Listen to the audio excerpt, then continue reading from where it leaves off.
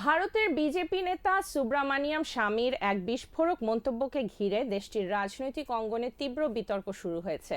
তিনি অভিযোগ করেছেন, ভারতের প্রধানমন্ত্রী নরেন্দ্র মোদী যৌন সুবিধার বিনিময়ে কয়েকজন নারীকে সংসদ সদস্য হিসেবে নিয়োগ দিয়েছেন এবং তাদের মধ্যে কাউকে কাউকে মন্ত্রিসভায়ও অন্তর্ভুক্ত করেছেন। এপস্টিন ফাইলস নিয়ে একটি পডকাস্টে আলোচনার সময় স্বামী এই বিস্ফোরক দাবি করেন, যা দ্রুতই সামাজিক যোগাযোগ মাধ্যমে ছড়িয়ে পড়ে এবং ব্যাপক বিতর্কের সৃষ্টি হয়। এই অভিযোগকে সমর্থন করেছেন ডানপন্থী লেখক মধু পূর্ণিমা কিশোর। তিনি এর আগে মোদির প্রশংসা করেছেন এবং তাকে মহাত্মা গান্ধীর সঙ্গে তুলনা করে বইও লিখেছেন।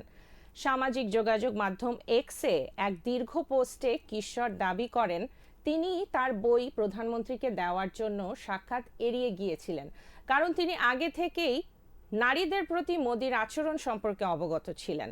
কিশোর কিছু উচ্চ পর্যায়ের নিয়োগ নিয়েও প্রশ্ন তুলেছেন। উদাহরণ হিসেবে তিনি স্মৃতি ইরানির কথা উল্লেখ করে বলেছেন, কলেজে না পড়েও স্মৃতি ভারতের শিক্ষামন্ত্রী হিসেবে দায়িত্ব পেয়েছিলেন। রাজনৈতিক বিশ্লেষক তরুণ গৌতম সহ আরও কয়েকজন এই ভিডিওটি শেয়ার করেছেন। উল্লেখ্য, কিশোরের পোস্টটি প্রায় 1,20,00,000 মানুষ দেখেছেন, আর তরুণ গৌতমের পোস্ট দেখেছেন প্রায় 33 লাখ মানুষ। তবে এগুলো অনলাইনে ছড়ানো অভিযোগ, এর সত্যতা স্বাধীনভাবে যাচাই করা হয়নি।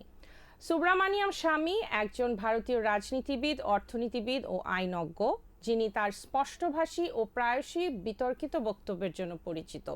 তিনি হার্ভার্ড বিশ্ববিদ্যালয় থেকে অর্থনীতিতে পিএইচডি ডিগ্রি অর্জন করেছেন।